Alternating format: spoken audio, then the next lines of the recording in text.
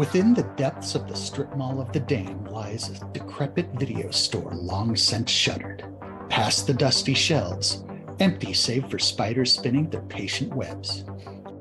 Beyond the ancient batwing doors guarding the sepulchre where once were hidden the perverse and heretical, a secret society assembles to scrutinize those films which are rumored to drive viewers to madness and disillusion.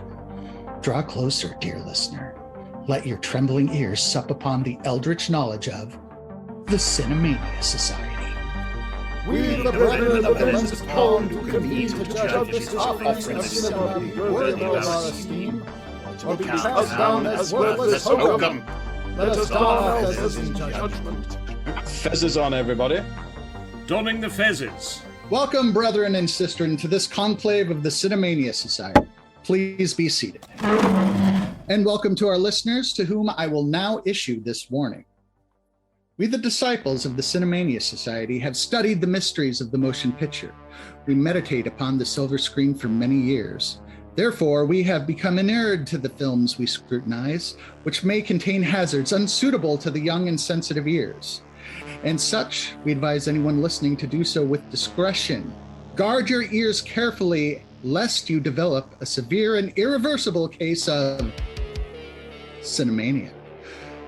Present at our conclave tonight are myself, Brother Zachariah, guardian of the door.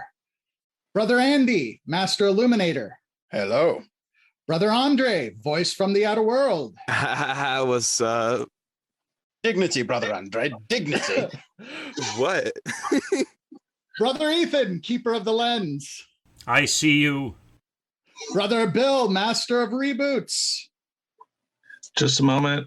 We're rebooting. Brother Daniel, possessor of the word, is absent, having been taken by severe levels of cinemania. He was last seen trying to join intersect with an amorphous sex blob of a typewriter after being exposed to the cinemania-inducing film Naked Lunch. Shame what happened to him, but it had to be done. Peace. Indeed, Brother Daniel has been deeply overtaken by Cinemania. This is why this group exists. Even our minds, which have been trained over years of exposure to films that cause Cinemania, can still be overwhelmed. I do recommend anyone who see that terrifying film of David Cronenberg's do guard themselves carefully and watch it in very small increments, perhaps no longer than 90 seconds at a sitting. We had to seal him away in concrete. Dangerous levels of Cinemania, brothers. I am Brother Zachariah, guardian of the door. I will be serving as the point affix of presentment for tonight's subject of scrutiny, director Tetsuro Takeuchi's 2000 release, Wild Zero. How did I come to this film, you may ask? As I walked down the dusty halls of our secret sanctum, I heard a growl like from a jet engine. And from the stockpiles of abandoned films, a vision of flames and zombies intertwined with UFOs descended into my mind like a nightmarish fever. As the vision cleared, I found the copy of Wild Zero in my hand. I knew then that for better or worse, the die was cast, and this was our next film. Perhaps this may be an even greater source of Cinemania than Naked Lunch. We shall see. Brother Andre will act as master castigator for this enclave. Brother Andre, present the charges. All right, let me see. Hold on. Brothers, we have charges of gratuitous use of because aliens, gratuitous use of flamethrowers on areas that should not contain said flamethrowers, being the live-action Metalocalypse movie we never got, use of speed-ups reminiscent of Nickelodeon ads circa early 2000s, suspicion of just being one long music video, suspicion of being derived from a high school punk's what-if anecdotes, encouraging the impressionable to solve their problems with golden balls and Mexican standoffs, promoting sartorial felonies in both destruction and presentation, and finally, implication that rock and roll solves social crises. I would say perhaps one or the other, Brother Andre. Rock or perhaps roll, but not both. Both are just too powerful. I Indeed, think you Brother could solve Andre. a couple of crises with roll. Oh, true. Yeah. Dinner rolls. Thank you, Brother Andre. I open up the floor for additional charges. Well, it left me half deaf. I'm sorry, could you say that again, please, Brother Andy? I couldn't hear you. Well, They're just tuning up their instruments. Let them get through a single sound check. Come on. I mean, The you good- may have noticed I'm attending this conclave with a massive Victorian ear trumpet coming out of the side of my head. But this Again. film is why. What? What? Somebody get him a trumpet. Guitar Wolf is the creators of what they Thank refer you. to as jet metal. Jet metal is not a reference to Joan Jett, who they in fact do love, but because the lead guitarist, Guitar Wolf, loved the sound of a jet engine in the background and that's what he wanted his sound to emulate. So there is never just any clear sound. There is always a growling, whining in the background. Making jet, punk, whatever you want to call this, a thing, that's a charge I will definitely level on them.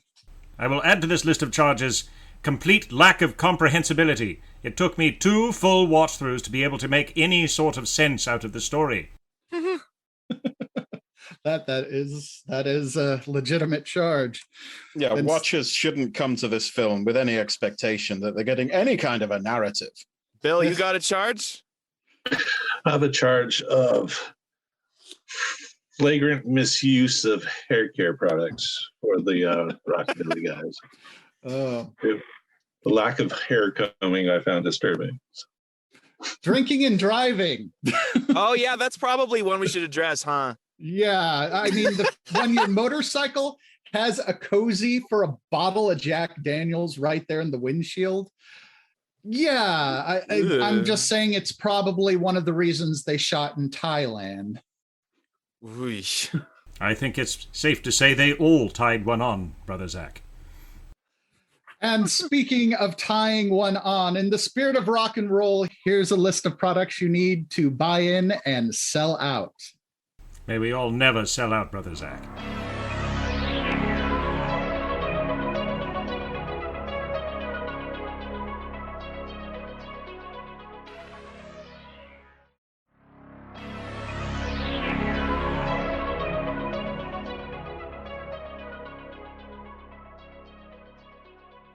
Welcome back, fellow disciples, to our conclave on the Japanese rock and roll zombie alien invasion epic known as Wild Zero. General impressions of the film, brethren. Well, noise and sound and light coming into my brain and a vice-like grip tightening around my skull and squeezing and the crackling of my skull bones echoing throughout my brain. And then just as I'm about to black out, I wake up and we're only halfway through the damn film. Oh, that isn't a good time to you? That sounds like many a good night of mine. This was a difficult watch, let's just say. I honestly, I really do love this movie. I think it's very good, goofy fun, but definitely guilty of cinemania. One of the things I love about this movie is that there is a drinking game, and you drink every time fire shoots out of something. Somebody says rock and roll, somebody combs their hair, somebody drinks, something explodes, or a zombie's head pops. Nice. Now, I have tried this, and I am glad that I was just doing it with a sip at a time instead of trying shots, because if you try it with shots, you're going to die. There is this thing where punk and or heavy metal bands in films keep referring to what they do as rock and roll. Is that something that actually happens in real life? Because that clearly isn't rock and roll. It's a different genre.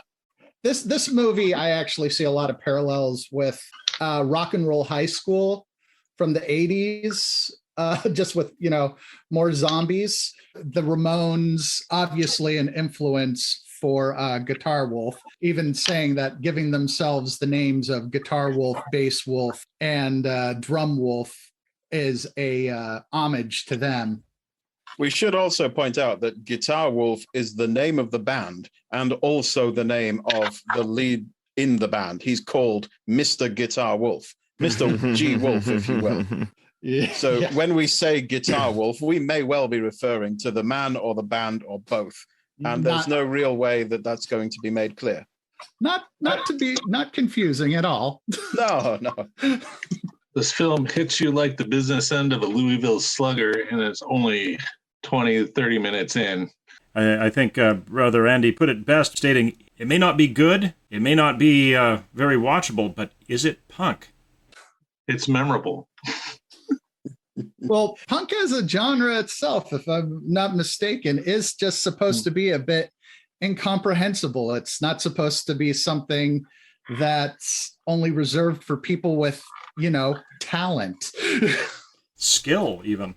Definite punk mood here. There's a lot of moments where people are doing nothing except setting a mood by doing pretty punky things for no reason, except that we can see how punk they are. There's definitely a deep obsession with being honest. I don't know if that's the word I'm looking for. Earnestness? Yes.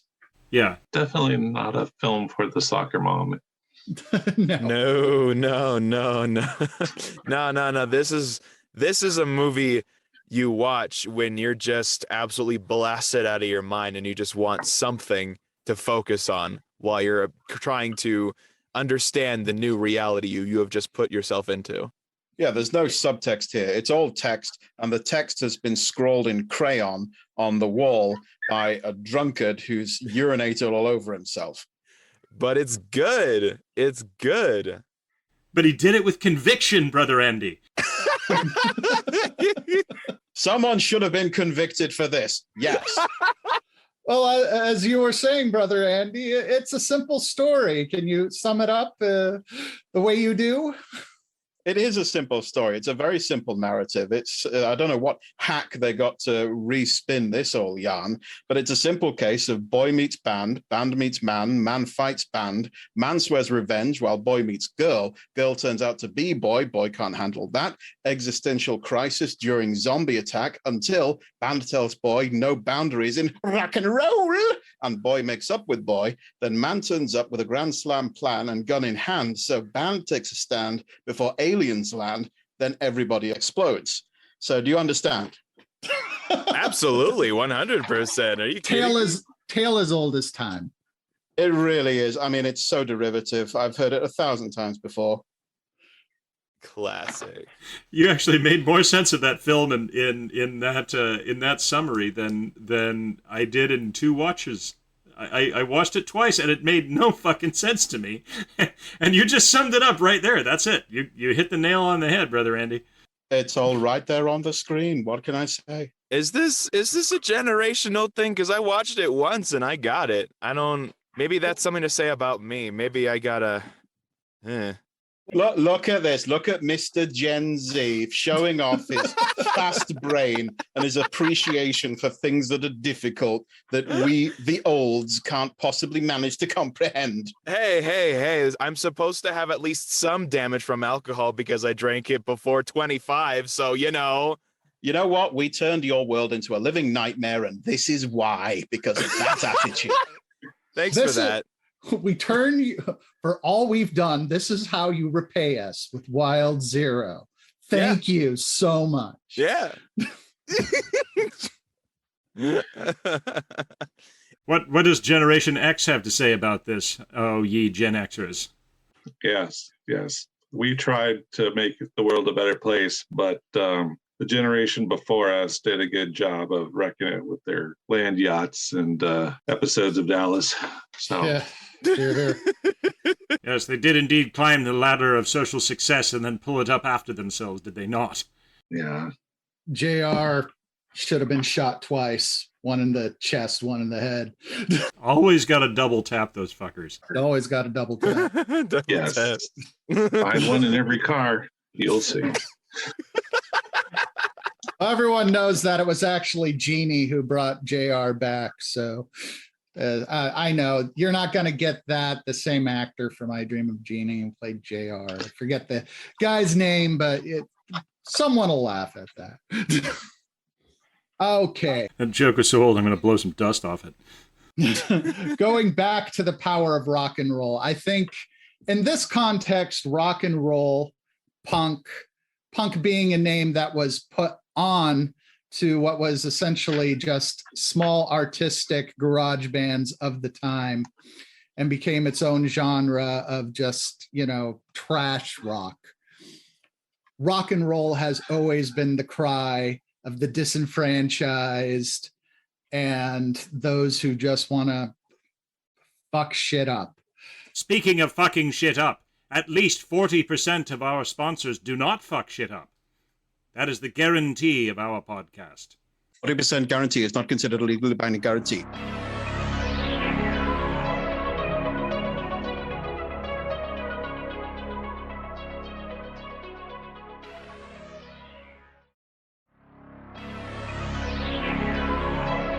And we're back. How shall I describe Wild Zero? Wild Zero is a film that in a lot of ways defies your classic 3-act narrative. At its core, it is the story of a young Japanese, pompadoured, coiffed, leather jacket-clad rock and roller by the name of Ace, who in his quest to see a self-described jet punk band, Guitar Wolf, winds up stumbling through encounters with mobsters in tight shorts, knife-wielding slackers, zombies, aliens, yakuza, and tactical rompers, and of course, finding out that love has no borders, nationalities, or genders. But it is so much more. This movie tangents into more side stories than an MMO has side quests, as it stubbornly introduces new characters without any explanation or context, instead of predictably forwarding the plot, leaving you with a disjointed story involving drugs, zombies, aliens, delinquents, perverts, and of course, the power of rock and roll.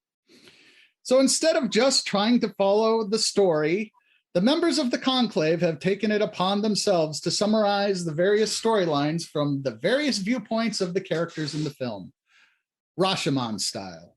We're going to rush him on it. Shut up. And for our first part of the film, I will be taking over and telling you the narrative tale of Guitar Wolf. Guitar Wolf? Tell us what happened to Guitar Wolf. Tell us what they did. I do not believe wolves play guitar. Tell us of the truth that you've seen with thine eyes. A wolf shouldn't have a guitar, but try getting it away from him once he's got it. Oh, brethren. This is the story of the legendary creators of jet punk, Guitar Wolf, a band of leather-clad, sunglass-at-night-wearing rockabilly Ramones-like rock and roll gods. The three members of this power trio are Guitar Wolf, Bass Wolf, and Drum Wolf. And this movie starts with them doing what they do best, playing their angry music with fire literally spewing forth from the stage and microphone. Following the show, the band confront their manager, the captain, who has already been described as a sociopathic degenerate king in a world of sociopathic degenerates. Guitar Wolf seeing the captain abuse women and alluding to abuse that he used to lay on Guitar Wolf when they were younger. It leads to guns being pulled and a tense Mexican standoff. As they hold each other at gunpoint, a punk rock enthusiast, Ace, overhears the captain proclaim that rock music is obsolete. Ace bursts into the room, allowing Guitar Wolf to shoot the captain's hand. Guitar Wolf makes Ace his blood brother and gives him a whistle to blow if he ever finds himself in danger. The next night, after another flame-throwing concert of epic proportion, Guitar Wolf, the lead singer, not the band, hears the whistle that he gave his new blood brother Ace, and he heads to the location with no explanation, fueled by alcohol and the power of rock. Guitar Wolf is stopped on the road by Haneko and Toshi, who are allowed to ride with Bass Wolf and Drum Wolf. They go to a gas station where Hanako and Toshi last saw Ace, and are soon joined by an arms dealer and a tactical romper named Yamazaki. Guitar Wolf dispatches the zombies surrounding Yamazaki using laser-like guitar picks. This group visits Yamazaki's weapons cache, where Toshi is bitten by a zombie. Guitar Wolf tricks Yamazaki into thinking there are balls of gold hidden inside all of the zombies, tricking her into helping him find Ace. Heedless to the alien spaceships flying around the world, Guitar Wolf set out again to find Ace. Bass Wolf and Drum Wolf's car is surrounded by zombies. In a strange version of the joke, what does the drummer do when he locks his keys in the car? He spends an hour trying to wake up the bassist sleeping in the back seat. Leaving Guitar Wolf to continue on his motorcycle, with Yamazaki and her tactical romper following behind in a military vehicle. Guitar Wolf shows up with tactical romper woman in tow to save Ace from a horde of zombies. Ace expresses regret for not having saved Tabayo, the woman that he loves, receives a handgun from Yamazaki, and leaves on a motorcycle. The captain, who tracked down Guitar Wolf with the help of a zombified Toshi, begins launching grenades at the building in which Guitar Wolf and Yamazaki are. Guitar Wolf jumps out of the building as the room he was in explodes, and fused with the power of rock and roll, an epic battle between good and evil ensues. After a fight with Guitar Wolf, the captain begins shooting explosive pervert laser beams from his eyes, until Bass Wolf and Drum Wolf arrive and kill the captain using a rocket launcher, shooting him right through the stomach, sending him to the hell of perverts in short shorts. The alien mothership passes above Guitar Wolf, and it is the first time that they have ever seen or acknowledged these UFOs at all in the movie. So what they do, Guitar Wolf climbs atop a building, unsheaths his guitar, his fretboard being the handle of a sword, and uses the blade to cut through the mothership. The mothership explodes and the zombies are all neutralized. After sunrise, Guitar Wolf gifts Ace a comb, and the band rides off into the sunset. The end. This is really the story of three guys who simply do whatever the hell they want forever and have no real appreciation for the law or speed limits or what anybody else would really prefer they were doing. It's like a Western. It's the staple cowboy, mysterious stranger kind of deal where they just ride around and be all badass. So you're saying it's the libertarian wet dream? True. It does have levels of post-apocalyptic Mad Maxitude to it. You could certainly say that you could certainly say that Guitar Wolf is a cowboy, and on a steel horse he rides.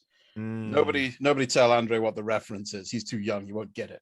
Well, he is wanted by the captain, dead or alive. It makes me wonder if simply owning a guitar is enough to give one the credibility it takes in order to behave this way. I mean, you could just say you were in a band. You don't actually have to perform anything. You can say you were in a band. I think that was actually law in the 1970s. Well, I own a ukulele, but I'm not an insufferable twee indie outfit. No, that's true. But is it an electric ukulele, Brother Andy? I do find it's difficult to sense what the motivation for any of Guitar Wolf is. They just go from place to place doing gigs, and they seem to have no reason for anything that they do. They don't really care that aliens are invading or that zombies are there. These are just things that are getting in the way of them going to the next gig. That's all they really do. And if it wasn't for Ace blowing the whistle, they wouldn't have even gotten involved. They would have just tra-la-la'd their merry way. True. Yeah, they'd be selling shitty mixtapes to zombies out the back of their next gig without a second thought. If you can ask a zombie for directions, you can make a zombie listen to some awesome music. All right. I think that's most of Sony Music's marketing right there. I believe the question I have for our resident punk expert, Brother Bill, is how many fractions of a fuck are expected by a punk to give on a general basis? I would say about 2.75. So 2 full fucks and 75 centifucks? Yes. Or 2.75 millifucks? Millifucks, yes. So only 2,000ths of a fuck should be given, and just slightly under 3,000ths of a fuck should be given. That's on a not regular even the basis. tip. Well, if you're living the rock and roll dream, there's very little fucks to give. That's true. And that's one thing you can certainly say about Guitar Wolf. They're living some kind of a dream. Well, They- the self-destructive rock and roll lifestyle. I mean, it's leave a used up corpse by 30. Live like James Bond, go out like James Dean. There you go. Perhaps I should begin giving fewer fucks. I'm into the centifuck range. Ooh, Oh boy. What? That's dangerous. Live in service to the establishment and die without establishing any long-lasting legacy beyond a few bright spots. That was Sid Vicious right there in a nutshell. He did it his way. Now we move on to our next point of view in our Rashomon style. Brother Andre, please give us the story of Yamazaki, the tactical romper woman. This is the story of the weapons dealer Yamazaki. Another work day, another late client. Yamazaki waited patiently for what seemed like hours for the money to show up. After a few hours, bullshit, time to give up and drive home. After an uneventful but annoying day, time to relax, right? Catch a hot shower and scrub off the sweat from waiting out in the sun all day, but hold on. Was that someone breaking in? Yamazaki stopped scrubbing herself down and pulled back the shower curtain. What now?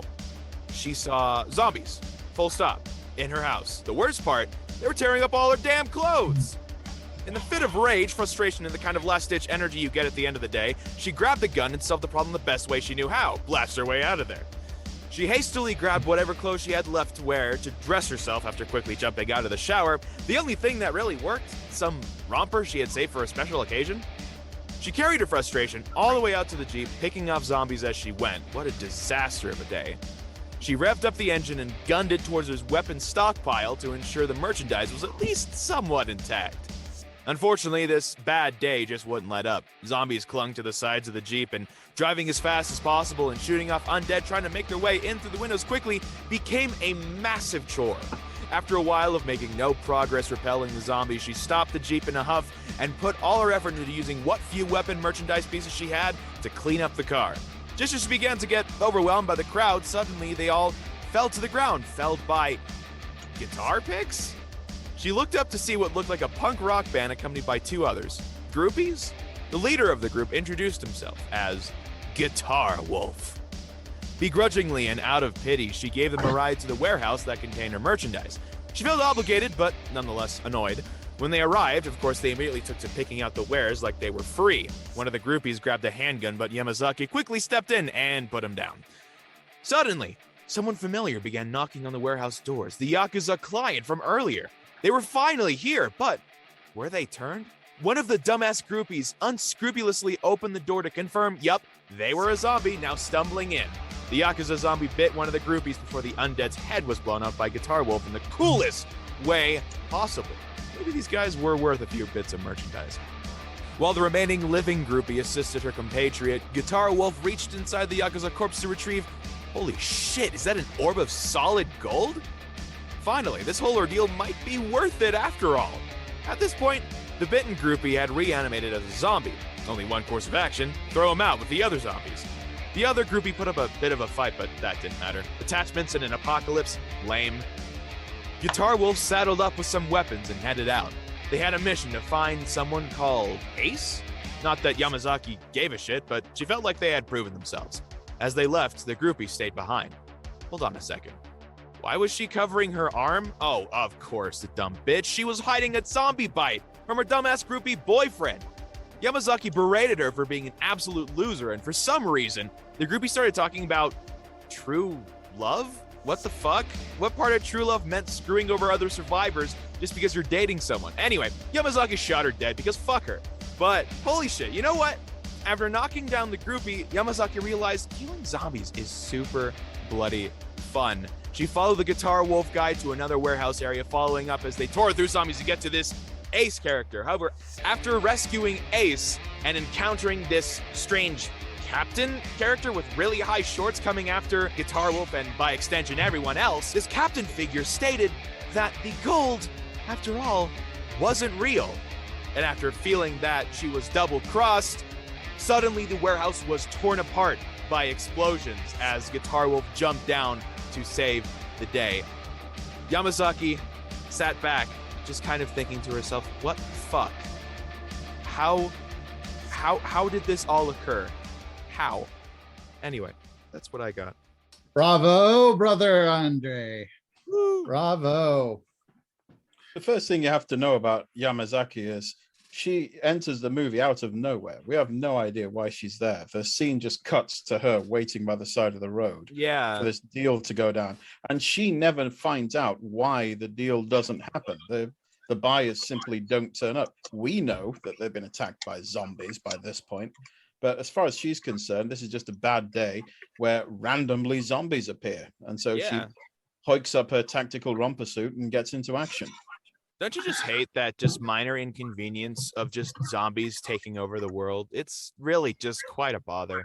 Well, in Japan, I think that's just Tuesday. I will say that the film could just have been about tactical romper suit woman and nothing else. And it would have been awesome because for my money, she is one of the best parts of this whole thing. She's amazing. True.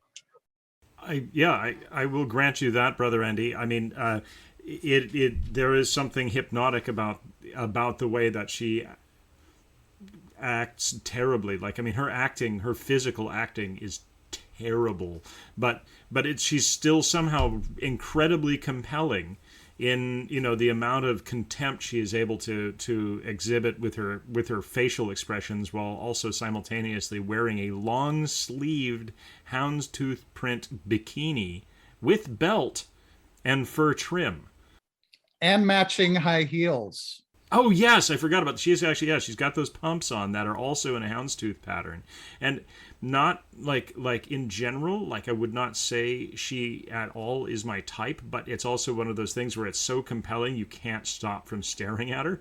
She is a beautiful woman. Yes. And she definitely knows it. And not only does she know it, she also wields it as much as the gun that she's pointing in people's faces. She's a badass through and through. Yeah. Oh man. Yeah, she does not take one moment of shit from anyone from beginning to end, and she's brilliant. And frankly, she should get her own film series. I want to know where she came from, what her deal is. I want to know what she did next. That's where I think the film should have been. What say you, Brother Bill, regarding Yamazaki? She gets the knowing nod from the IT department. She means business. She drives a cool car. She is definitely the Black Widow of the Guitar Wolf Avengers here. True. She can do with a couple of square yards of hideously patterned lycra what it takes the entire Guitar Wolf band a few cows worth of leather to achieve. I will say, for someone who is represented as an arms dealer, she shows a shocking lack of either trigger discipline or muzzle awareness. There's a scene in which she scratches the side of her head with the barrel of her pistol. Well, that's just punk rock. Yeah, it's punk rock. Who needs gun safety? Yeah. Want a safety? Your safety is your finger. True. And, honestly, you don't get into arms dealing because you're the most sanest, well put together individual who's making great life choices. I think she actually makes the only logical, reasonable choices throughout the whole thing. She has a plan for every situation. She has enough arms to carry that plan out, and she logically moves from A to B in a way that literally nobody else does. She doesn't get on the back of a motorcycle crossed with a flamethrower, knock back half a bottle of Jack, and just ride into the night hoping for the best. No, she gets in a Hummer with a grenade launcher. That is a very good point. So she's kind of the anti-punk counterpoint. The sanity to the insanity that is Guitar Wolf. Speaking of sanity, products that will save your sanity are coming up next.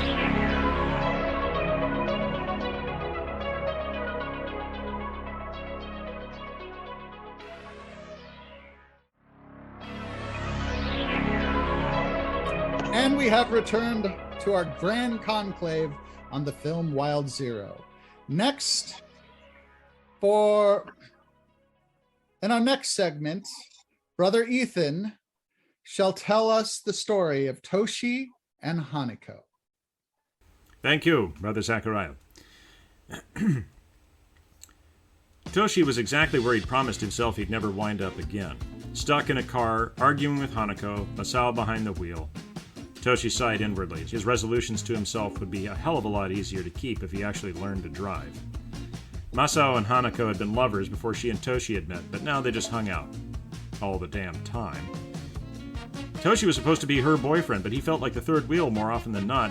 He'd seen them get drunk and make out a couple of times too, but when he'd confronted her about it, she promised Toshi that things were over between them, and making out was as far as things ever went. Toshi still harbored his suspicions. When Masao had shown up in his beater that afternoon, Toshi knew things were going to get bad. Masao's hair looked like he'd combed it with a light socket. That and the manic gleam in his eye told Toshi the man had gone off his medication. Again. Toshi had to put up an objection. Hanako didn't have Toshi's balls completely in her purse, after all. Masao glowered at them through the windscreen while Toshi muttered his litany of complaints. Masao was a reckless driver. He got lost. There was that time he set those cows on fire. But no, Hanako had steamrolled him.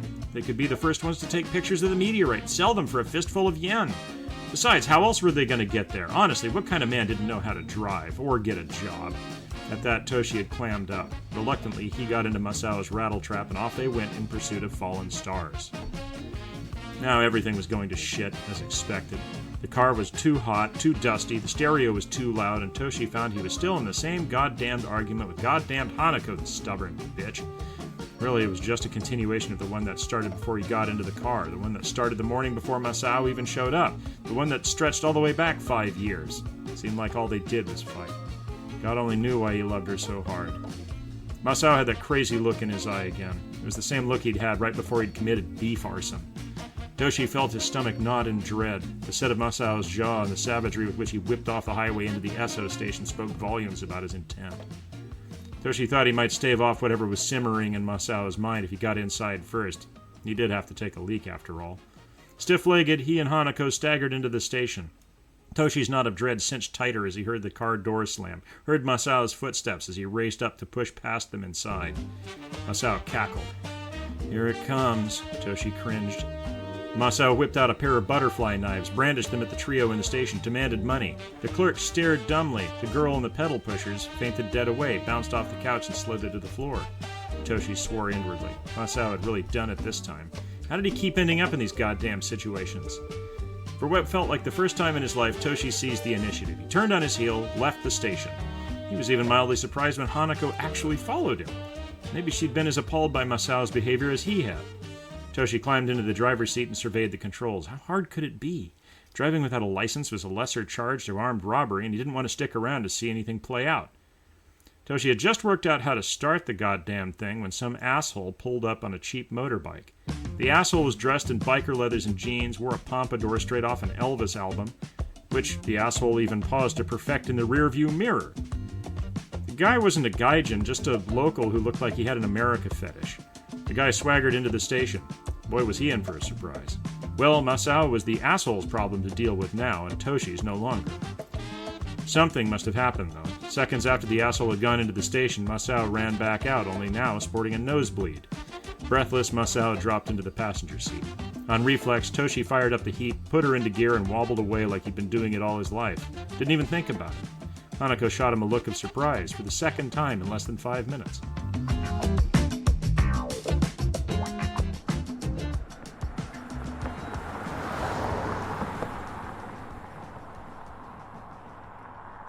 A few kilometers down the highway, Toshi was basking in his newfound sense of self. Hanako was still arguing with him. The meteorite was the other way, but Toshi wasn't backing down. He was driving for once.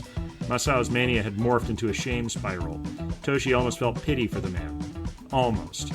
Maybe that was why Hanako had kept the fool around, an overdeveloped sense of pity. Maybe that was why she had stayed with Toshi. No. Toshi pushed away the thought. The word accomplice bubbled up into his forebrain and was also stifled. The sign ahead pointed the way to a rest stop.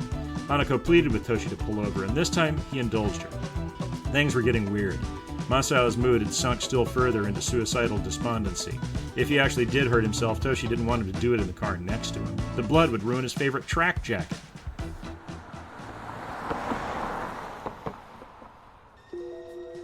Outside, the air was warm and honey thick, but at least there was a breeze. Everyone's spirits were lifting. Hanako lay on the tailgate, fanning herself and sulking. Masao, ever the picture of sanity, piled up twigs for a campfire. God knew how else they would keep warm on a May afternoon in the tropics. Toshi had managed to get one of the butterfly knives from Masao and was now practicing how to flip it open. With a start, Hanako popped up, flung down her fan in disgust, and stomped off into the woods. As she did, she flung a barb about Toshi's being unemployed. Damn! She always knew how to hit him right where he lived. Toshi followed, determined to regain the upper hand. Toshi revived the eternal argument as they walked deeper into the woods, but when Hanako turned, Toshi could see something had changed in her eyes. She stopped, and he leaned in to kiss her. At first she rebuffed him, then turned and kissed him hungrily.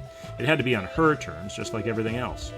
Just as things began to heat up, Toshi heard Masao scream in the distance. Hanako broke off. She ran back. Toshi cursed. It was always Masao. Toshi caught up with Hanako just as she broke from the tree line. Their makeshift campsite was abandoned, the car door standing open. As he drew closer, Toshi saw blood on the car door. A lot of blood. Fuck. Had Masao been that far gone? Hanako spotted a trail of blood leading back up the dirt road, which they followed and found Masao. At least, what was left of him. Masao was dead. Messily dead. His body was propped up against a cyclone fence, surrounded by a knot of people who were guzzling the bowels that hung from Masao's open abdomen like a salaryman's family at a hot pot. At least, they looked like people at first glance, but something was very wrong with them. Their flesh was the color of spoiled meat, and they stank of rot. Toshi saw wriggling maggots in the eyes of several of them. Ghouls, zombies, the walking dead. The words popped unbidden into Toshi's mind, and he found he was screaming. So was Hanako. Toshi fled into the woods, and for the second time that day, Hanako followed him.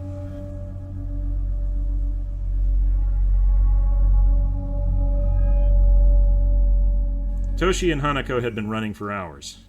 It had gotten dark, and they had lost their way, but not each other. Toshi cursed. If only they'd remembered to get into the car instead of take off on foot!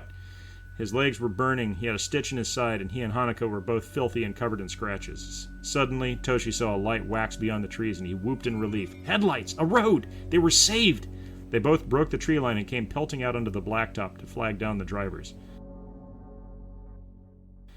There were two vehicles in the caravan. The first was an asinine custom superbike with a cowling shaped like a wolf and a flaming exhaust pipe. The other was more Toshi's style, a classic Toyota Spider coupe, bright red. The trio of men driving the vehicles were the same flavor of asshole that Toshi remembered having seen arrive at the petrol station earlier that day. Leathers, greasy hairdos, sunglasses, bad attitudes. Had that only been lunchtime? God, it felt like a decade. With Hanako in tow, Toshi ran up to the asshole on the bike and began jabbering at him, simultaneously trying to tell his story and blag a ride. The asshole gazed at him contemptuously through his wraparound shades, then grabbed Toshi by the collar, hoisting him a meter off the ground. "Where's Ace?" he sneered. Toshi gawped like a carp. Ace? Who the hell was Ace? He struggled, but the asshole's grip was iron. Then it dawned on Toshi. The first asshole he'd seen at the petrol station was part of their little gang of assholes. All right, sure, Toshi would take them all back to where he'd seen the guy so they could reunite their big family of assholes. He and Hanako were bunged into the back seat of the Toyota, a tiny enough space even if they hadn't had to share it with a drum kit and bass guitar. Again, Toshi found himself at the whim of a psychotic at the wheel.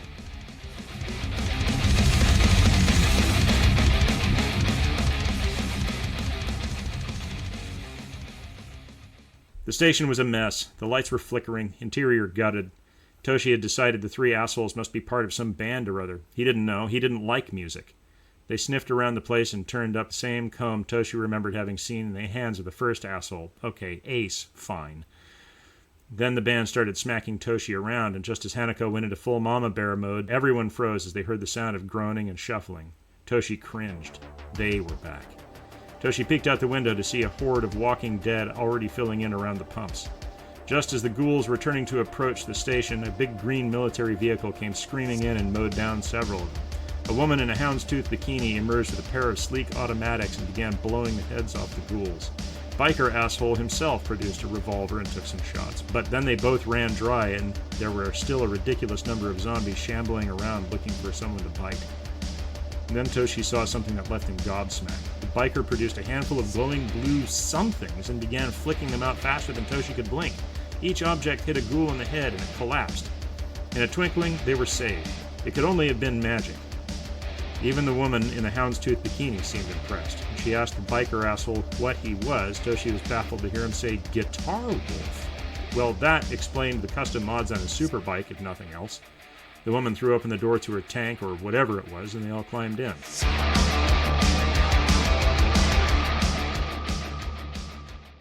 Toshi marveled at the warehouse. The place was as big as a barn, with enough military hardware inside to destabilize a small nation. He'd only ever seen stuff like that on TV. Boy, he loved guns. Always had. Just being around a gun made him vibrate with power. Now he was in a building filled with them. He couldn't make up his mind which he'd pick up first.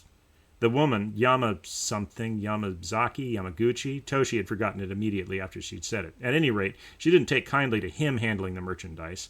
Not like she didn't have plenty to share, and the band idiots were already pawing through her stash making selections. But Toshi couldn't? Well, fuck her.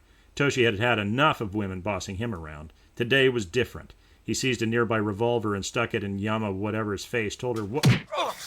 Before 3 words were out of his mouth, Toshi found himself on the concrete, weaponless, head ringing with impact. He stared down the barrel of Yamazaki's automatic and had the sudden crashing realization that a gun pointed in one's face wasn't a pleasant experience. Damn, he hadn't even seen her move. Hanako ran to his side, cursed out both of them, then helped Toshi up to his feet. Toshi sulked. It wasn't fair. Hell, Yamazaki was letting Guitar Wolf and his buddies arm up so they could go after their missing friend. They were even discussing some old movie about zombies. The fools, as if that could help. Everyone froze when a knock at the door came. Zombies couldn't knock, could they? Someone outside begged to be let in. Yamazaki had a terse exchange with whoever in the hell it was. Sounded like she knew him. She kept her automatic trained on the door and motioned for Toshi to open it. Why him? She urged him again. Fine, it's not like he had a choice. Ghouls outside, armed lunatics inside. The stage shaped up to be shit after all. He shuffled forward to slide open the door.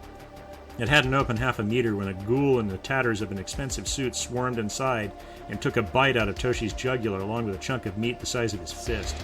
The pain was enormous. It drove the breath out of him. His legs folded up and he collapsed to the floor. He heard gunshots, but they were meaningless against the agony.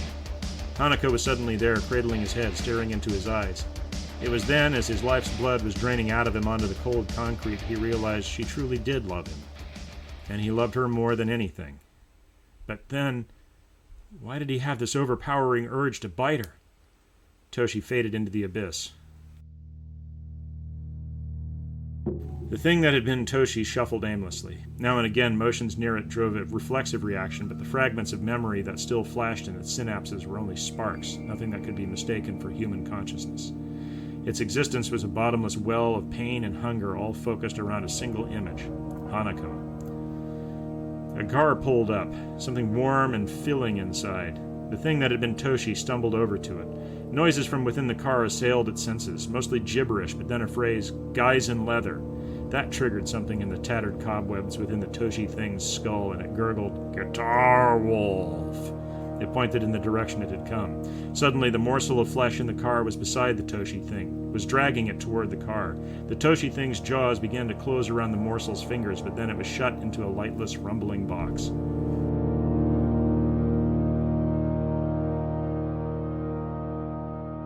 The next sensations were when the morsel of flesh pulled the thing that had been Toshi back into the light and set it on its feet.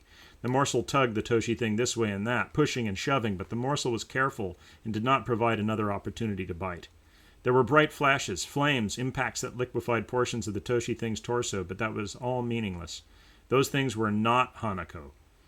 The morsel disappeared. There were more bright lights, more loud noises, and the Toshi thing was allowed to shamble off into the dark once more.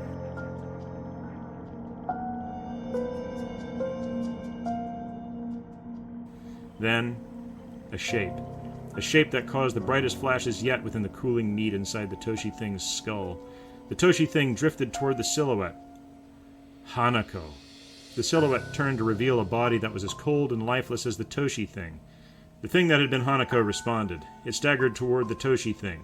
They fell into each other's arms, and they began to devour each other, collapsed into the street. Impossible hunger finally sated. The embers of consciousness finally faded, and they knew nothing further. Bravo. Thank you, Brother Ethan. Well, what was your takeaway from Toshi and Hanako's story? I'll say this, that you actually made me care about what I dismissed as a bickering pair of obnoxious side characters that were put in there for just zombie bait. I think True. bickering and obnoxious says it all, really. I would have absolutely cut these two out. Masao was brilliant. He's insane. He looks like he's completely lost his mind entirely and wants to rob a gas station by just staring and grunting a little. And it works for him. It's a good look. I liked him, but the other two, I don't always root for the zombies. I'm not always glad to see people devoured by the undead, but on this occasion, it came none too soon. And frankly, I wish both of them had been fed into the human meat grinder all the sooner. Yeah, you made them. Well, yeah, you made them almost likable, I think. Which is funny, because to me, Toshi's like the totally unlikable character. Like, I picked him because he was meaningless and unlikable, and I tried to write him as unlikable as possible. Like, I'm watching this guy, and he's clearly just written to be this sort of gormless dipshit, bumbling through life. They make comments in the dialogue about that he's unemployed, and I thought, okay, well, how about I write this from the perspective of somebody who's totally oblivious and wrapped up in himself. Somebody who spends more time eating his own liver and envy, because everybody else has a life. And because Brother Andy suggested we do this as a Rashomon style, and that was the thing that I think I found most compelling about that style of storytelling. Which actually, as somebody who studied film, I have to admit I have never actually seen Rashomon. I mean, what? That's same. Yeah, I know. How can you get through film school and take God. film history and work in the film industry for multiple decades and never have seen Rashomon? Well, I haven't. I know the idea. The way I heard it. It is an amazing film. I know. But no, the reason why I knew what to do is because, this will tell you how big of a dork I am.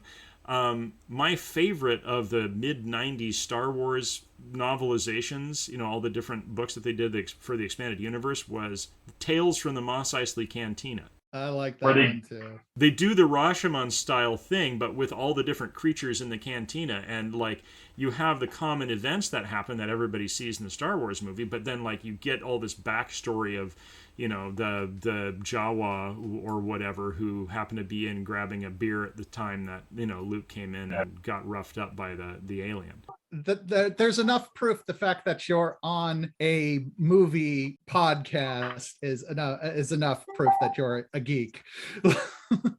Well, my final judgment on these guys is we've had the wild. Here are the zeros. Yes. These are definitely the zeros in Wild Zero. Any other comments on Toshi and Hanako, other than just being the characters that you dislike and wait for them to get chomped on? It had a happy ending, which did involve them getting eaten by zombies. So I think we got something good. I think that does touch on the overall theme of love has no boundaries, nationalities, or genders, but I would add, or life. Yeah. It says something about these, that they didn't find true love until they were both dead. Yeah. Isn't that wild? That's pretty rock and roll.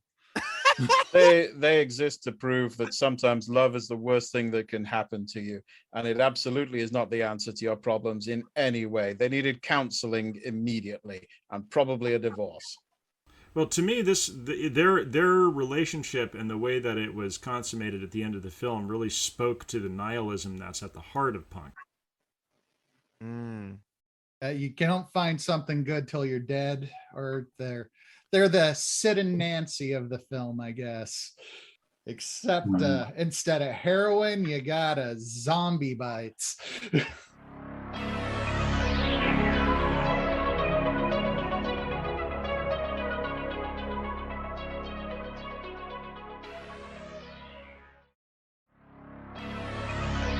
And we return for our third and final character story of the evening.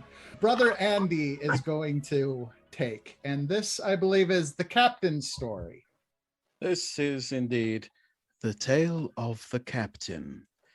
Gather ye close, my brethren, draw your massive leather armchairs near, and fill your enormous elaborate pipes with more tobacco, while I tell you about a man they call the Captain. The Captain is someone who lives life exactly the way he pleases. The laws of God and man mean nothing to the Captain. He has traveled deep into his own Joseph Conrad-style personal heart of darkness, and like Kurtz before him, he has kicked himself free of the world in order to live in accordance with his own needs and personal drives. There are few things that drive the Captain. One is the absolute need to have hair that looks like a lacquered helmet of a Lego man. He goes nowhere without perfect hair, shaped like a perfect sphere, polished to a sheen, like the glowing black eye of a shark on the dive. Another thing the Captain needs are booty shorts that lace up the side, shorts that would make an exotic dancing man-whore blush. The Captain doesn't ever want you to wonder whether he's pleased to see you. He wants to send you an RSVP for the party in his pants before he even enters the room. No one else feels the need to do anything like this, and the Captain feels nothing but contempt for lesser men who worship at the altar of trousers and wear their hair in a manner that an unfeeling cosmos intended. When you meet the Captain, you know damn well that he is the master of this ship, and it's no love boat. The Captain is also a businessman. He runs an entertainment establishment which apparently caters to that segment of the Japanese community that is absolutely committed to deafening noise punk electric violence. Why is the Captain running a club? We don't know. We don't need to know. You don't question the Captain. The answers will only be uncomfortably erotic and terrifying. It's worth mentioning that the Captain dislikes noise punk electric violent bands. He has no time for them at all, which makes his choice of career even more enigmatic. What the Captain really wants to do is sell people little golden balls of unclear purpose. That's what he's up to when we first see him, and this will never be explained. The balls are important, though. Understand this, my friends. The Captain is very much invested in his balls and in sharing them with others. So, the Captain was enjoying a quiet night, trying to get his latest basehead piece of strange to sample one of his balls. All she seems to want is cocaine, which is very unreasonable, when suddenly the noise punk electric violence band walk in looking like moody sunglasses at night dickheads.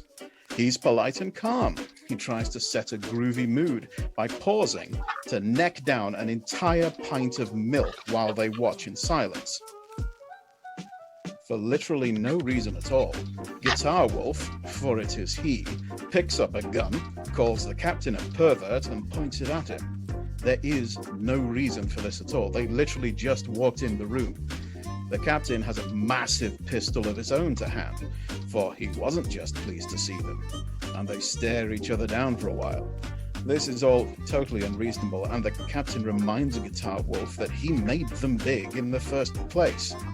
Ace walks into the room and announces that rock and roll will never die, a statement he can't back up in any meaningful way, as he is immediately punched out by a henchman.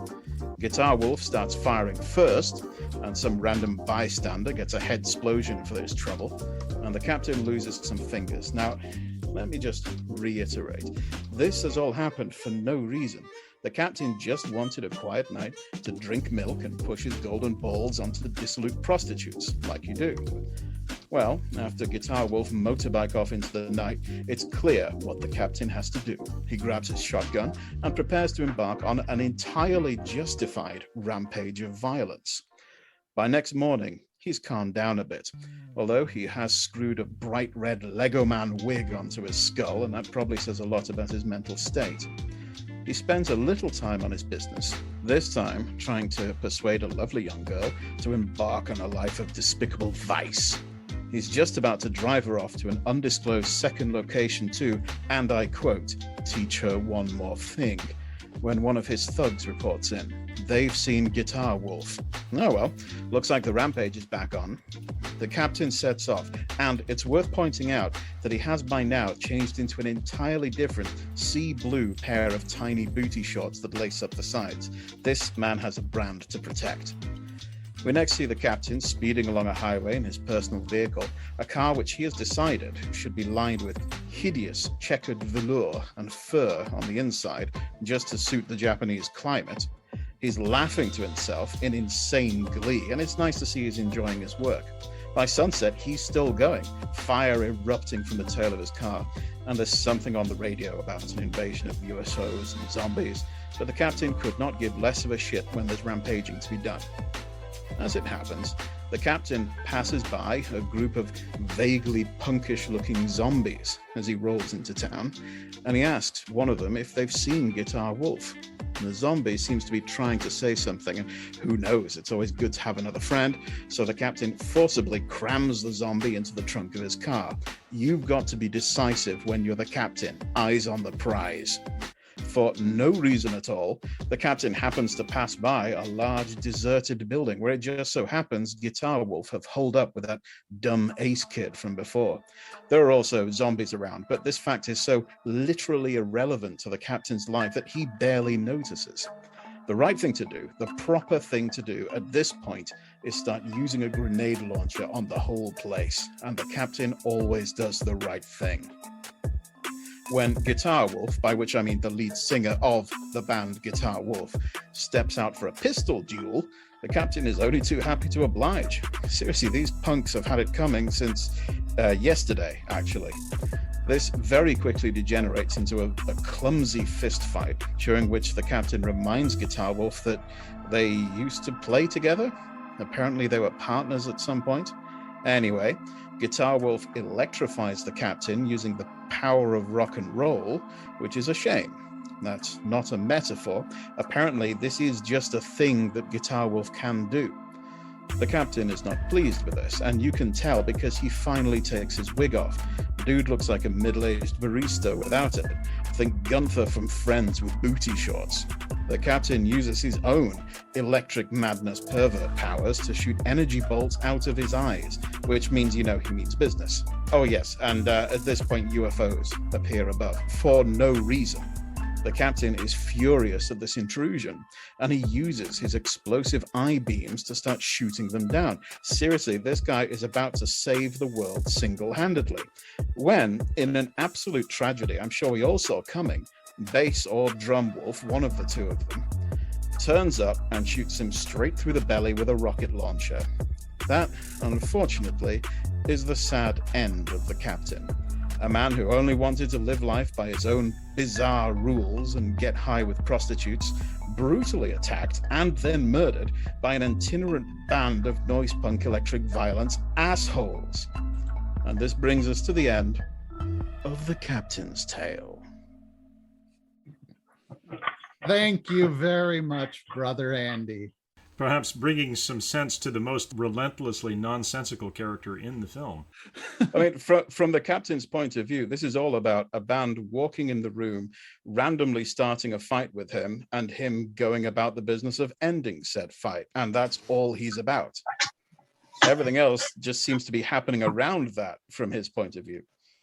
It is quite a commitment that the actor made to this character. And you just have to question the writing of how much was this on the script and how much of it was the actor just showing up and saying, I'll wear the booty shorts. I have to believe he turned up to the very first audition in those booty shorts and nobody questioned it at all. And he's wearing them to this day. He is so comfortable in them and so absolutely happy to just walk around prancing about in these tiny, tiny shorts. It's got to be a genuine lifestyle choice for him. Another interesting thing I like to point out is he has that wig on, which is his status. All of his henchmen are completely bald, even with the eyebrows shaved off. And I don't know, I guess it's like as you gain status and become the leader, you get your hair back. I don't know, maybe his lieutenants get to have eyebrows. I feel if Guitar Wolf represent the rock and roll, he's the sex and drugs. And when you take it all together, you get the whole story. There you go. Yeah, that makes much more sense if you think of it in those terms. The director of this movie did music videos and was friends with Guitar Wolf. The only other movies he has also made also have Guitar Wolf in it. So I believe that the captain in their own way represents the music industry, you know, the I got that vibe managers too, yeah. and all the slimy business people that you have to deal with, especially when you're a smaller act. There's even allusions like the whole thing of him being a pervert. It's so overwhelmingly put in there that just these are the people that take advantage of the artist. This is the establishment. This is the man. This is the bad guys. You gotta wonder why he's even in the business at all. He doesn't really have any particular interest in music whatsoever. He's all about just drugs and prostitution, really. I have to applaud the director making some strong capital C creative choices, especially when you have so much of your budget going to military hardware, bad zombie makeup, shoddy VFX, really when you have big piles of your budget going that way. Oh, and then apparently also traveling to and shooting in Thailand, which probably, although cheaper than shooting in the archipelago of Japan itself, was probably also not that much cheaper. Taking somebody like that and saying, okay, or taking this character with this strong concept, all these that we've been talking about of embodying the corruption of the music industry, embodying the corruption of rock and roll that Guitar Wolf as a band is trying to struggle against, and being like, okay, how can we do this on the cheap? I have to say, and in retrospect, it actually kind of makes sense. And I applaud the director for doing that. Yeah.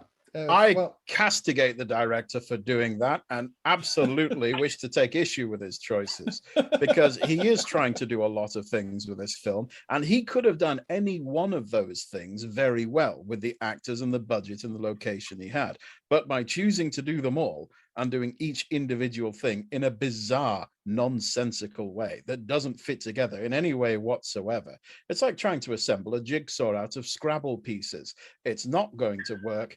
And frankly, he should have just focused on what it is he wanted to do instead of trying to do everything he could do. Is it too rock and roll for you? Is it too much rock and roll? But he did it with conviction, and that's punk. He did it with heart. Even though he tried to do too many things, he did it with heart. Some people should have less conviction. When you're punk rock, you only need 2 Scrabble pieces, and that's F and U. It doesn't matter if you're good. It doesn't matter if you know how to do what you're doing. It doesn't matter anything. It doesn't matter what budget you have. You just go out and you do it as big and as loud and as noisy and as stupid as you can. And that is now a thing that exists in the world. And you can say that I did that. Even if it sucks, I still did it. I would posit that it really does help if you're good. True, but out of all the venue owners, Bill, how does this venue owner of the Captain hold up? As a person who's been in many venues and rubbed shoulders with venue managers, he almost nails it. Almost. Booty shorts and all. Yeah, there's various degrees of sticky creepy, but yeah. He's an 11 on the Spinal Tap chart.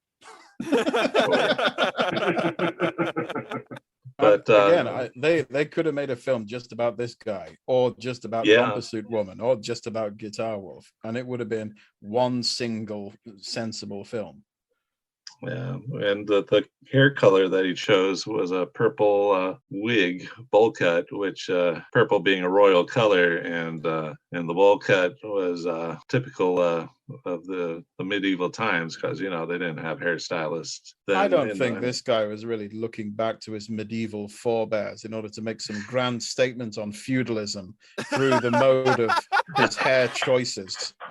I think this was an absolute nutcase who assembles his wardrobe in the dark backwards while drunk and just decided to live that way. Feudalist. Oh no, I'm a feudalist actually. Oh, it did just occur to me that even his name, the captain, is a call to Elvis Presley's manager, the Colonel, if you remember. Yes. Yeah. And with all of the pompadours and rock and roll, I have to think that was somewhat intentional there too. Yeah. Stop Yeah, trying to no, the add industry. subtext. There's no subtext here. This movie is much deeper. This has many levels of cinemania that we're just touching upon, brothers. Well, perhaps we should warn our viewers that multiple viewings are necessary to make any sense of it, but to be cautious through each individual watching that one does not develop an irreversible case of cinemania. You might cross past the event horizon and get sucked all the way into the film. Well, I know I'm never going to look at golden balls the same way again. That reminds me of a very important poem I once read on the inside of a bathroom stall somewhere. Those who write these words on walls roll their shit in golden balls. Those who read these words of wit eat those golden balls of shit. Oh, my goodness. I'm amazed you people have ever mastered indoor plumbing at all. Well, here in the colonies, we have mastered capitalism, so we will take an ad break and then come back for our judgment on Wild Zero. Sharpen the knives.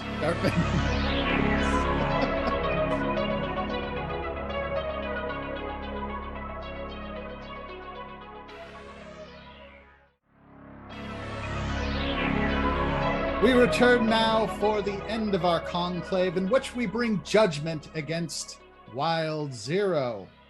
All right. I'm ready. Why wait? Judgment is necessary. What more could possibly be said? Only the best judgment. Listen. There's not enough flamethrowers. That's my only criticism. Well, one of several, but that's okay. Brethren, wait, what's that? Do you hear that? Hey, brethren. Huh?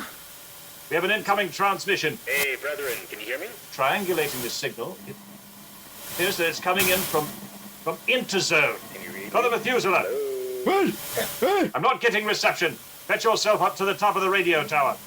Could I maybe now? not go this time? How about now? Nonsense! Get all the way to the Yes, top of that hello, can you tower. hear It's me? only 150 feet, for God's sake.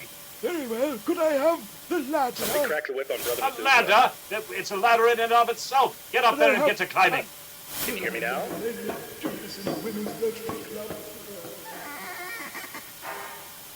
Don't leave me hanging like a cell phone here. I'm trying to angle the truth. Just another 5 degrees. Put your back into it, man. We've almost got him, Brother Methuselah. Can you hear me now? Brother Daniel, do you read me? Brother Daniel, do you copy? Yes. I feel like a cell phone advertisement. Can you hear me? I can Brother hear you. Daniel's alive? Apparently. Brother Daniel, we all thought you died from cinemania. Last I heard, you were boarding a plane for Interzone to go live in sin with your typewriter. Oh, naked lunch wasn't that bad. But yes, I don't believe in long-term relationships. So I've actually taken up a flat with a cockroach crossbreed with a typewriter. We're very happy together. Kinky. Man's got to have a typewriter. Well, I learned from Naked Lunch that if one wants to be a writer, one must have a cockroach typewriter. So, brother Daniel, while you were while you're in Interzone, were you able to secure the stuff I wanted? Oh, yes. I have a whole suitcase full of the black. You got sufficient quantities. I should hope a suitcase will do for your purposes. Sharing is caring. Yes, Brother Andre, sharing is caring. I assume it's undamaged. Yeah, no, it's in good shape. But no sharing with Dr. Benway. I feel like We're still working on your visa. We'll get you back here before too long, I assure you. I'll take a MasterCard. That's fine. How about a diners club? I believe my diners club is still open. Leave him there and let him rot. Costco membership, it will also not do. Oh. Sorry, Andre. And have you managed to avoid the Black Centipede Mafia? Yes, I have. Though I have to say, it required no small amount of stealth and cleverness on my part, and I had to pull on 3 different favors. So, our naked, slimy Greedo friend. Now, I'm completely indebted to him. Wow. Oh, it's never good to be in with the mugwumps. No. Why No. not? I mean, it made for a lovely double date. That's what I'm saying. Yeah, that's how we watch Wild Zero. In fact. Yeah. But How'd you like it? I can't believe it. You actually survived to watch Wild Zero. You doubled down. You're already suffering a nearly irreversible case of cinemania, such that you went to go live in sin with a manic, cockroach, asshole-talking typewriter hybrid and a mugwump, and you still watched Wild Zero. You still have the sanity intact enough to watch Wild Zero. Well, I managed to get them into a program off of roach powder. So we're in a much better place now. Nice. Watch Wild Zero, and I feel like I came through that largely unscathed. Huh. So you didn't find it a foul assault on the ears and the senses that left you absolutely brain-addled and unable to move? I don't know about foul. I think it's engaging. I'm with Brother Andre on this one. Yeah. I mean, let's not forget the spaceships. Oh yeah. Those lovely dangling off a string rotoscoped spaceships. All right then, Brother Daniel, tell us what engaged you? What was it about Wild Zero that engaged you so? Enlighten us. It felt like someone had taken all of the stereotypes of about 3 or 4 subgenres of sci-fi horror and just threw them down into a boggle. Boggle, you know what I mean? Just shook it up and then looked for a couple of words they could spell out. Perfect. And that was it. They were just like, okay, lasers from the I-beams and rock and roll And flamethrowers. and the flamethrowers, right? Romper suits and spaceships and zombies and rock and roll. Like, it was Bubba Hotep meets Evil Dead meets half a dozen other things, which is really funny because each of those movies is it's a this meets a this meets a this. So you have this weird like metascape of movie riffs with absolutely no sense to them whatsoever. Perfect. Yes, it's a Disney World ride of awful genres all getting along in harmony. Yes, that is an excellent way to put it. I thought it was almost like Plan 9 from Outer Space crossed with Rock and Roll High School. There you go. That's another one. That's the thing. It has like an infinite number of these sort of X meets Y pitch statements you could make about it. Could you imagine what a pitch session must have been like for this movie? The best. Imagine the pitch session was just a drug-addled Japanese man screaming into the face of baffled producers and just demanding money. It was probably that plus like their leading line wasn't, okay, so I have this movie. It's this meets this. It was just, here, snort this. But the big question is it punk? I mean, they talk about punk and what happens in punk and what is and isn't, but is this movie truly punk? Does it meet that standard for you? Do they talk about punk or do they talk about rock and roll? Well, I mean, they only ever refer to themselves as rock and rollers, but it's very clearly a punk aesthetic that the film is going for. But do they achieve that? Is it punk? Yes. It's anti-establishment. Oh, yes. In fact, I would argue there's very little that you could say it's actually for. It's anti just about everything. Right. It's not just anti-establishment. It's just unestablished. Like there's no foundation to this movie whatsoever for it to stand on. It just kind of randomly goes from scene to scene with the general idea that, well, sooner or later, being a zombie movie, we have to get to some, finishing point, right? But then because it's an alien movie, we have to get to this other finishing point. So they put them both together at the end with laser beams from the eyes of different colors. Well, Brother Daniel, I believe you once told me you were originally from New Jersey. How does this stack up against your hometown heroes of Larry Kaufman and Trauma Films? Okay. So that's an excellent question. I, I'm something of an academic specialist in trauma. You have to be from A trauma physician, if you will. trauma physicist. Yeah. Well put, brother Andy. Yeah. So first of all, there's not nearly enough nipple piercing for this to be to stack up to a trauma film in that regard. And I'd say it's less gory. I was expecting more gore coming into this movie. There was some, but not nearly as much as I was expecting. I feel like probably if they could have got the money together for more gore, it would have been in there. Or just more exploding heads. Why not? They clearly had to make choices about, shall we have another explosion or another head exploding or another alien spaceship? And they made their choices. Something had to go. Right. Yeah. I mean, and their budget, it must have been really, really low, because I've seen trauma budgets, and the amount of just red goo they can throw around on like $20 is impressive. But yeah, I'd say that trauma films generally have a similar level of nonsensical transition from one scene to the next. Like, okay, how did we get here? But even less consistency in character. Like, they will just completely drop characters for no apparent reason. You just never see them again. This movie actually kind of tied the knots together reasonably well. Yeah, I could see these characters having a life before this film and going on to do other adventures after it. You know, they weren't just ciphers that appeared in a scene and that was all they were. Oh, I didn't even just mean that, but like, if this had been a trauma film, like Toshi would have just vanished. Like, we have no idea what happened to him. Just, we wouldn't even see him get left behind, and we don't know what happened to him. It's just like he's in the car one scene, and then the next scene he's not in the car, and we never know what happened to him. You're in danger of making me feel that there was perhaps a tiny bit of skill involved in making this Satan's Scrabble bag of bastardry that we had to sit through. You know, here's the thing though. It almost feels like laziness, because in trauma, it's so nonsensical that they must have put some effort into it.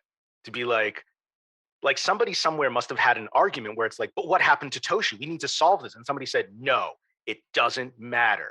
Suck it up. Whereas here, they were like, okay, yeah, I guess we got to do something about that. So you're arguing that this is the sort of Proustian endless sentence to Trauma's Hemingway-ish cutting off all except the absolute bare minimum. Yeah. So all I'm saying is, compared to Trauma, I'd say this film is a slave to narrative standards. You know, I was thinking about it, but that's only compared to Trauma. How many of you have had Japanese whiskey? Oh, I'm sure I have. Yeah. Japanese single malts are. I have had Isla single malts, and I like them. Like, one of my favorites is Oban. You know, I also really like Lagavulin. And then I had somebody turn me on to a Japanese single malt, and they're very similar, but there's a like an almost like a milled steel edge quality to it, where it's almost like it's so precise, almost inhuman machine-like precision. Yeah, no, yes. Exactly. That's exactly it. They've calculated exactly what it is that makes Scotch taste like Scotch, and they've followed that to precision. Whereas Scotsmen just like fucking reach down and pull it out of their kilt. Just reach down and whip it out. Oh yeah, I mean, I won't drink. Oh, I got something down here. I won't drink a whiskey unless a peasant is drowned in it.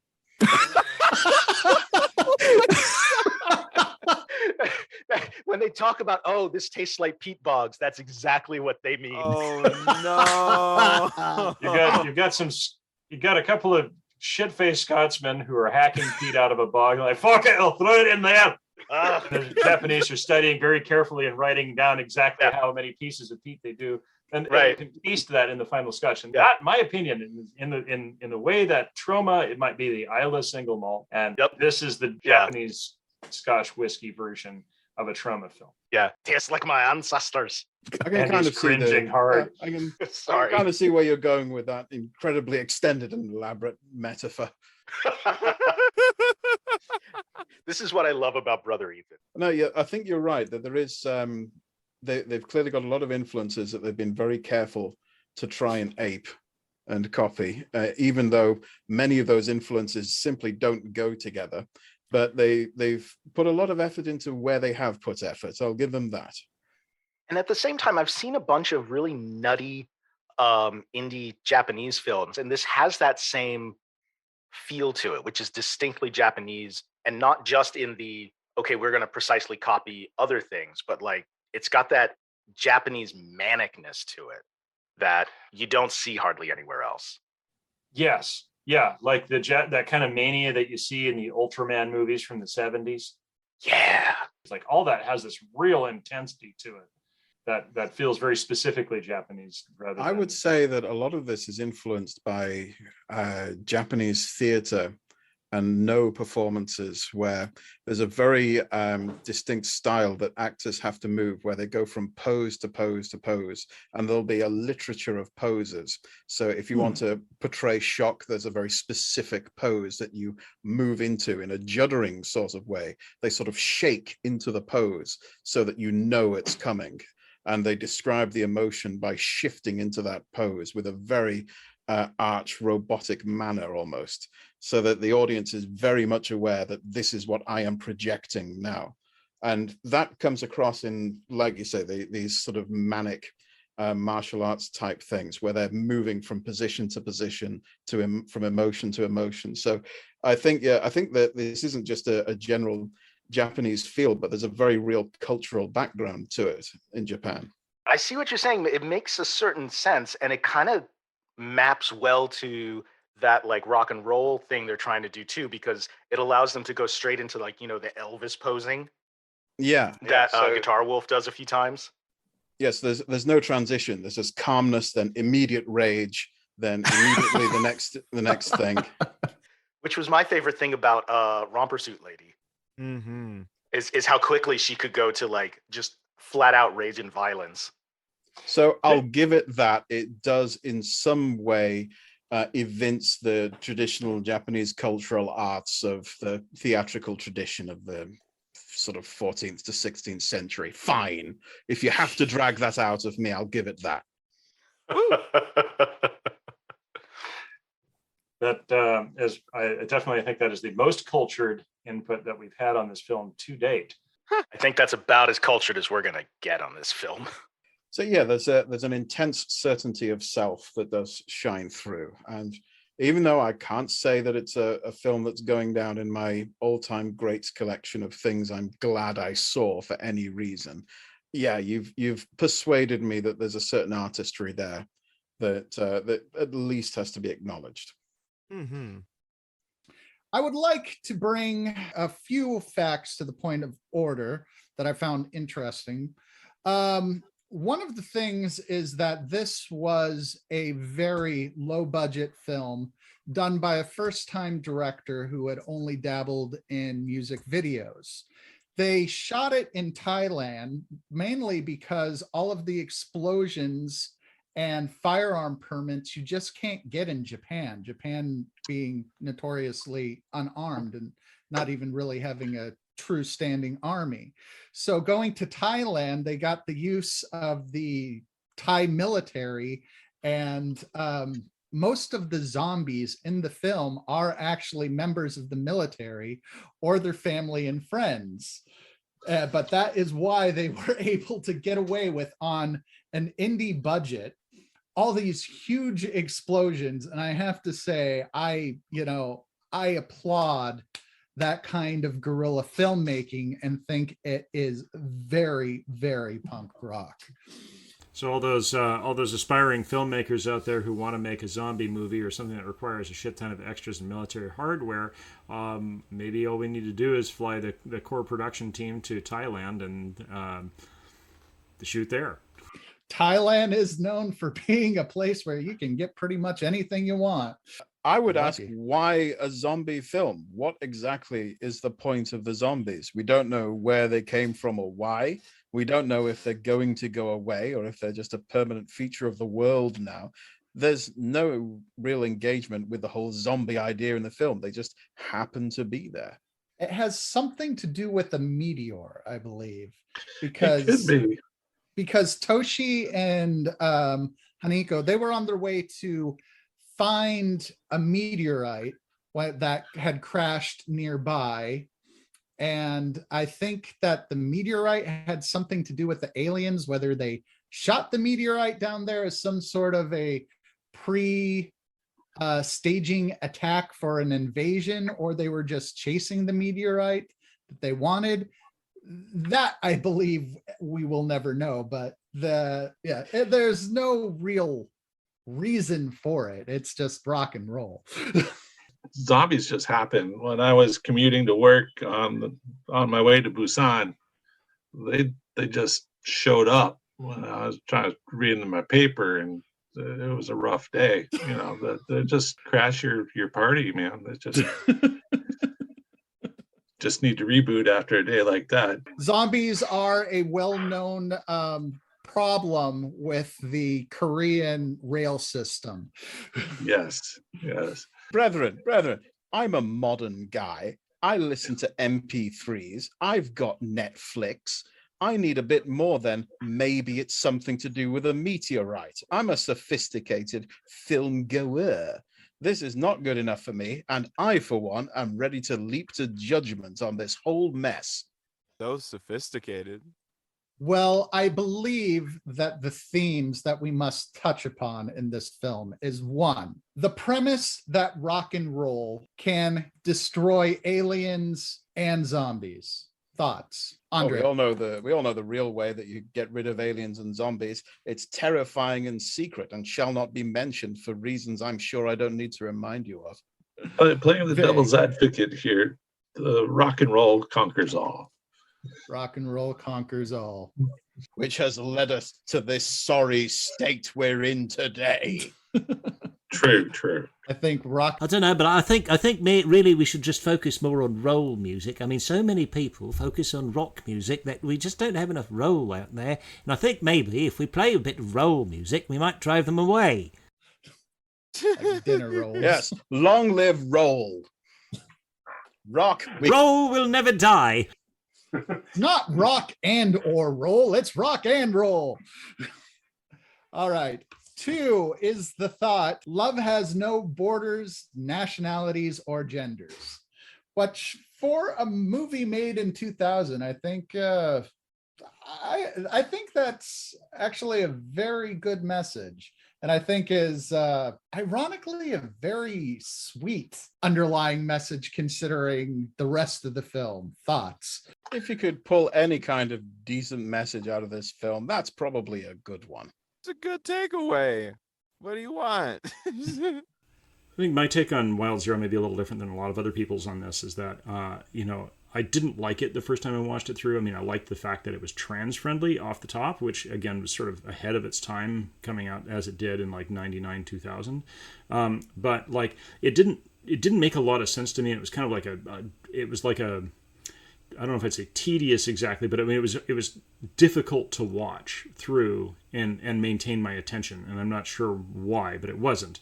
But and on the second watch through, as I was writing my story, it kind of started to grow on me, like I don't know, like a mold, like a rash or a mold or something. Yeah.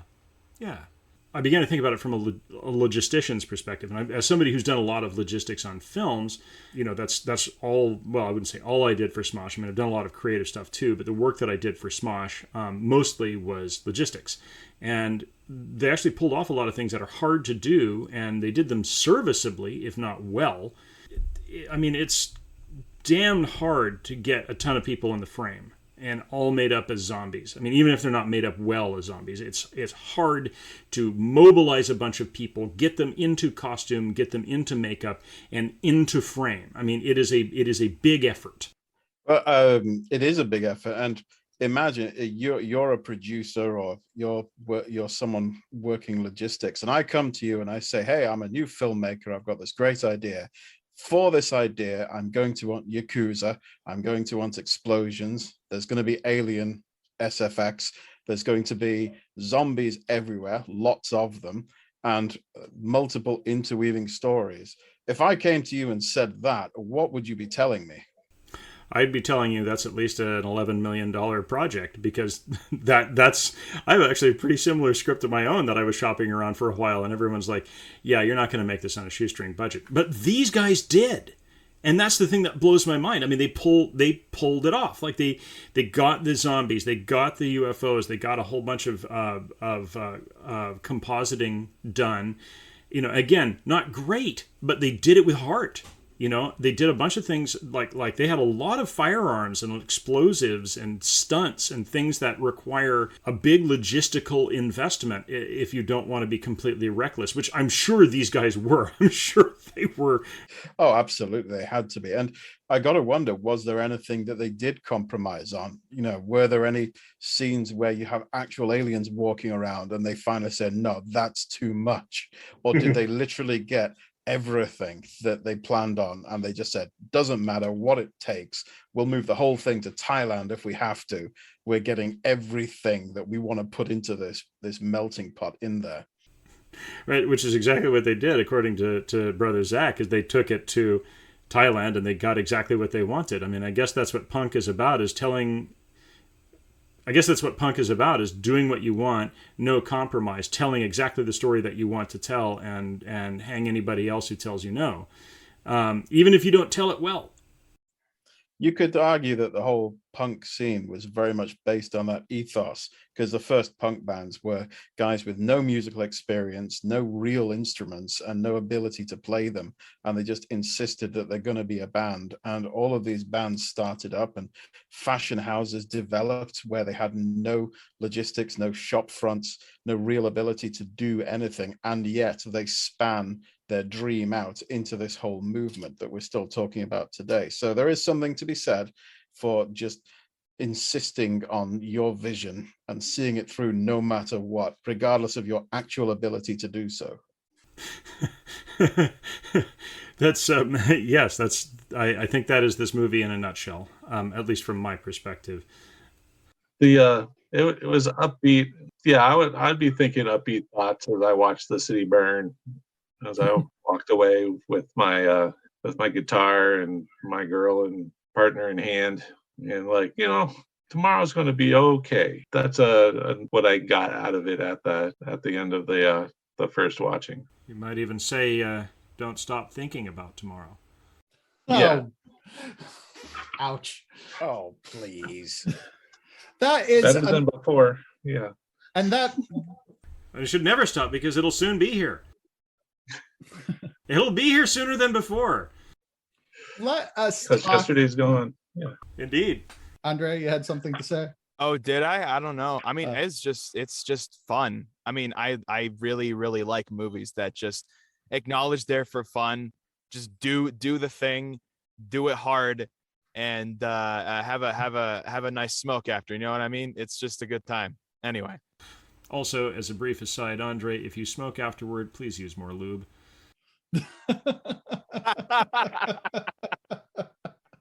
Copy that.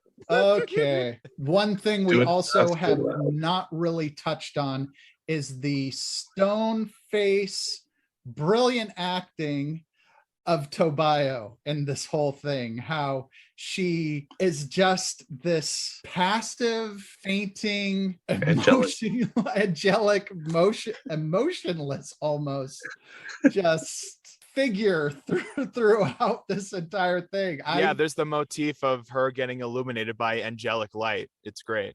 And The staggering but level of indifference to everything happening the around actor her. themselves, they rarely change their expression, whether it being kissed by Ace or chased down by zombies. I mean, there is a Zen-like. yes quality to it. Which is funny, given that she passes out as soon as Masao shows up and whips out the butterfly knives. Like, she passes out, and you'd think she'd be a very tender spirit. But No, she hangs in there. Like she's in it to win it, and you know, like again, just this staggering level of zen indifference to fucking everything going on, which is, you know, also kind of fascinating. Not sure if it's simply wooden acting or if it's this idea of you are the ultimate level of cool. And now, with that said, dear brethren, unless there are any other points to bring up, I will now say it is time to render judgment. Is the movie Wild Zero guilty of cinemania? I don't think so. I think this at best rises to the level of trash midnight movie. Unthinkable. We've never had a vote against Cinemania. That goes against everything this society was built to do. Leave the bastard in Interzone. Perhaps you have been consuming entirely too much of the black meat, or perhaps entirely too much mugwumptism, or perhaps both. It's true. Love has softened my heart. He's fallen for his typewriter again. He's shagging the thing. Ooh, send video. On its way. Nice. Brother Andre, 100% guilty in the best way. that's one vote. Brother Ethan, Yes, this film is violently guilty of cinemania, and especially in that it requires multiple watchings for me to comprehend. It is guilty of cinemania. Brother Andy, This film, if you can call it that, makes you actually believe that the power of love and rock and roll will conquer all, and that by following your dreams you can achieve anything. Hideously dangerous, definite cinemania. and Brother Bill. Guilty. I'm All just trying to do the math for how much my therapist is going to make. Right, so we have 4 votes for cinemania and 1 for not. You know, at first I wasn't sure, but hearing the arguments about how rock and roll could crumble the cynical bases of our society, I think there's a good point to be made there. My recommended approach to how to deal with this dangerous cinemania-inducing film is not to ban it or destroy it in some fashion, but to simply filter it into theaters as like trashy midnight showings. And that way the cinemania will be diffused. People, it won't affect their brains that way. They'll go in expecting that this is just a trash movie and not in fact mind warping torture from beyond. And they'll take it as such and be shielded from the worst influences. Brother Randy, I think you should check the stash he's given you if he's talking about cutting the straight dope this way. Look, we knew that Brother Daniel was a dangerous iconoclast when we allowed him into this society. His ideas have always been quasi-heretical and on the verge of being utterly void-bearing. I myself, although loving this film, have to say that there are ideas in particular that will haunt you, visions that will cause you to scream into your nightmares, and therefore I find it also guilty of cinemania. That being said, I say that we find all copies of this film and launch them meteor-like into space, where they will hopefully land on another planet Or and my cause a desk. zombie apocalypse. With that judgment, it is time to conclude our conclave. And as the credits fade to black, so too must this conclave. But always remember, fellows of the lensed palm, as you gaze upon the lens gazes back. Conclave adjourned. That episode of the Cinemania Society featured Zachariah Burks, Ethan Ireland, Andy Slack, Andre Luke Martinez, Daniel Scribner, and special guest, William McDonough. Produced, mixed, and mastered by Ethan Ireland. Graphic design by Andy Slack. Music by Carl Casey at White Bat Audio. Additional music courtesy of Epidemic Sound. Visit our website at thecinemaniasociety.podbean.com and check out our social media feeds. We're on Twitter at TCS_Cinemania and Facebook at the Cinemania Society. If you like what you heard, please tell your friends, mention us on social media, and if you can, subscribe and leave a rating or review wherever you found us. Our episodes drop every other Wednesday. You can also find us on Coffee and throw us a few bones. We love to make fun stuff for folks, but it isn't free to make. Anything and everything helps. Coming soon, the Cinemania Society will be creating pieces of video media, short films, and the like. So stay tuned, Cinemaniacs. The Cinemania Society is a production of the Cinemania Society, LLC.